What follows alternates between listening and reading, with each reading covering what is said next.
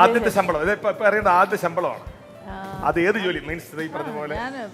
ഞാൻ 10th തൊട്ടേ work ചെയ്ത് തുടങ്ങി. വർക്ക് മീൻസ് 10th വെക്കേഷനിൽ ട്യൂഷൻ എടുത്തു തുടങ്ങി. അത് മെയിൻ എൻ്റെ അച്ഛനുണ്ടായ ഞാൻ ഇൻ്റർവ്യൂസിൽ ഒരുപാട് അച്ഛനുണ്ടായ ഒരു സാമ്പത്തിക ബാധ്യത പെട്ടെന്ന് വന്നപ്പോൾ ഞാനത് ടേക്ക് കെയർ ചെയ്തു. ഡാഡിയെ സപ്പോർട്ട് ചെയ്തു.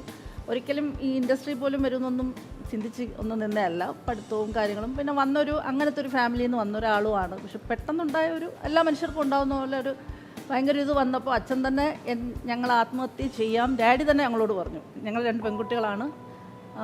ഒരു ദിവസം പറഞ്ഞു, ലിറ്ററലി പറഞ്ഞു, നിങ്ങളെ കൊണ്ടുവന്ന് റോഡിൽ നിർത്താൻ എനിക്ക് പറ്റില്ല. എൻ്റെ അച്ഛൻ സെൻട്രൽ PWD സിവിൽ എഞ്ചിനീയർ ആയിരുന്നു അരുണാചലിൽ.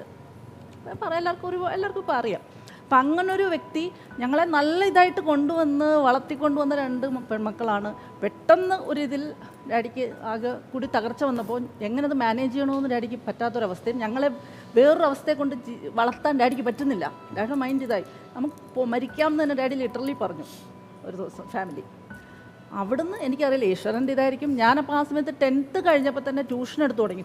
കൊച്ചുകുട്ടികളെ, കൊച്ചു പിള്ളേർ, നമ്മുടെ പടത്താനം അവിടെ ഉള്ള അടുത്ത വീടുകളിലെ കുഞ്ഞുങ്ങളെയൊക്കെ ട്യൂഷൻ എടുക്കാനും 50 രൂപ 70 രൂപ അല്ലെങ്കിൽ 100 രൂപ അങ്ങനെ അങ്ങനെ അത് കഴിഞ്ഞ് പിന്നെ ഞാൻ അപ്പോഴും തന്നെ വെക്കേഷന് ഈ short hand type writing lower higher ഒക്കെ പാസ്സായി. എന്നിട്ട് അടുത്ത് തന്നെ DTP സെൻറ്ററിൽ ഡേറ്റ എൻട്രി ആയിട്ട് പോയി. അങ്ങനെ പക്ഷെ എനിക്ക് പറയാൻ വേറൊന്നുമില്ല. ഇതൊക്കെ പറയുമ്പം പിന്നെയും പറയുമ്പം നൊസ്റ്റി അടിക്കും. ഒരു ലൈഫിൽ എനിക്കിഷ്ടമല്ല. ലൈഫിൽ ഇങ്ങനെ എൻ്റെ അച്ഛനെ ഞാൻ സപ്പോർട്ട് ചെയ്തു. അതാണ് ഞാൻ എപ്പോഴും അച്ഛനെ കുറിച്ച് മാത്രം പറയും. ഞാൻ അവിടെ നിന്ന് ഓരോ ഗ്രാഫായിട്ട് എൻ്റെ ലൈഫ് വന്നു. എല്ലാം എനിക്ക് ഒരുപാട് റെസ്പോൺസിബിലിറ്റീസാണ്. ഇന്ന് എൻ്റെ മക്കളും എൻ്റെ റെസ്പോൺസിബിലിറ്റി ഉണ്ട്. എൻ്റെ ഉത്തരവാദിത്വവും എൻ്റെ റെസ്പോൺസിബിലിറ്റിയാണ്. അതിങ്ങനെ കടന്നു വരുമ്പോൾ പക്ഷെ ഞാൻ ഒരിക്കൽ ഇതെല്ലാം കടന്നു വരുമ്പോഴും ഞാൻ കേട്ടൊരു ഡയലോഗുണ്ട്, ഇതെല്ലാം നിൻ്റെ കടമയല്ലേ എന്ന് വരുന്നൊരു ഡയലോഗിൽ, അതും വളരെ വേണ്ടപ്പെട്ടവരുടെ വായിൽ നിന്ന് കേട്ടപ്പോൾ തകർന്നു പോയ നിമിഷങ്ങളും എനിക്കുണ്ട്. എനിക്ക് കിട്ടിയ 1 രൂപയെന്ന് പോലും എനിക്ക് വേണ്ടി ഞാൻ ഒന്നും വാങ്ങാറില്ല. 1 രൂപ കിട്ടിയാൽ അന്ന് എൻ്റെ ഫാമിലിക്ക് ഓരോന്ന്, ഇന്നെൻ്റെ മക്കൾക്ക് ഓരോന്ന്. ഒരു കടയിൽ പോയ വില കൂടി ഒരു ഡ്രസ്സ് കണ്ടാൽ ഇടണമെന്നാകും. ഞാൻ പണ്ടൊക്കെ ബീന ചേച്ചിക്ക് ഇങ്ങനെ അഡ്മയർ ചെയ്ത് നോക്കി നിന്നിട്ടുണ്ട്. ജ്വലയിലൊക്കെ ചേച്ചി കൊടുക്കുന്ന ഓരോ സാരിയും.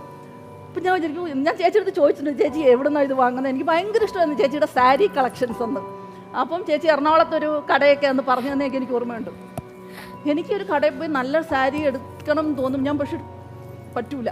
കാരണം അപ്പോൾ എനിക്ക് വേറെ ഒരുപാട് കാര്യം എനിക്ക് പറ്റൂല, ഞാൻ എടുക്കാറില്ല. അന്ന് ഞാൻ സത്യം പറഞ്ഞാൽ അഭിനയിക്കുമ്പോൾ ഞാൻ ഇട്ട ഡ്രസ്സൊക്കെ എൻ്റെ അടുത്തുള്ള കുറച്ച് ചേച്ചിമാരും ഒക്കെ തന്ന ഡ്രസ്സുകളാണ് ആ സമയത്ത് ഞാൻ ഉപയോഗിച്ചിരുന്ന പലതും. അപ്പോൾ ഇതൊക്കെ ഇങ്ങനെ പെട്ടെന്നൊരിക്കൽ ഇത് കേൾക്കേണ്ടി വന്നപ്പോൾ തകർന്നു പോയി. ഞാൻ ഒരിക്കൽ ബ്യൂട്ടി പാർലറിൽ പോവാൻ, ഇപ്പോഴെല്ലാം ഞാൻ പറയുന്നത് എൻ്റെ ആദ്യ കാലഘട്ടങ്ങളിലൊക്കെ അത് കുറേ കടന്നു വന്ന് കഴിഞ്ഞിട്ട് പറയുന്നൊരു കാര്യമാണ്. ബ്യൂട്ടി പാർലറിൽ പോകാൻ പോലും ഞാൻ ജോലി ചെയ്യുക ഫുൾ ടൈം 30 ദിവസവും ജോലി ചെയ്യുക. പക്ഷേ എനിക്ക് ബ്യൂട്ടി പാർലറിൽ പോകണമെങ്കിൽ എൻ്റെ പൈസ ഇല്ല. അപ്പോൾ ഞാൻ ചോദിക്കുമ്പോൾ പ്രശ്നം ഉണ്ടാവും.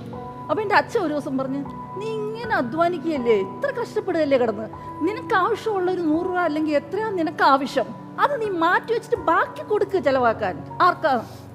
നീ ബാക്കി ഫാമിലിക്ക് ചിലവാക്ക്. പക്ഷേ ഇന്നും എനിക്കതറിയില്ല. ഇന്നും എല്ലാം അങ്ങനെ ഏൽപ്പിക്കും. ഇന്ന് സത്യം പറഞ്ഞാൽ ഞാൻ ഇത്രയും അധ്വാനിക്കുന്നു, ഓടുന്നു, പിടിക്കുന്നു, പക്ഷെ എൻ്റെ കണക്കും കാര്യങ്ങളും നോക്കുന്ന എൻ്റെ മൂത്ത മോളാണ്. സത്യം പറഞ്ഞാൽ എന്ത് കിട്ടിയാലും അപ്പം അവൾക്ക് അവളില്ലേലും അപ്പം ഞാൻ വാട്സപ്പ് ചെയ്യും, ഇന്ന പൈസ അവിടെ കൊടുത്തിട്ടുണ്ട്, ഇന്ന ഇവിടെ കൊടുത്തിട്ടുണ്ട്. സത്യസന്ധമായി അവൾ എൻ്റെ അടുത്ത് പറയും, അമ്മയ്ക്ക് ഇതൊക്കെ ഒന്ന് ഓർത്ത് വെച്ചുകൂടെ, ഞാൻ വല്ലോടെ കിടന്നാലും അമ്മ എന്നെ വിടൂലെന്ന് ചോദിക്കും.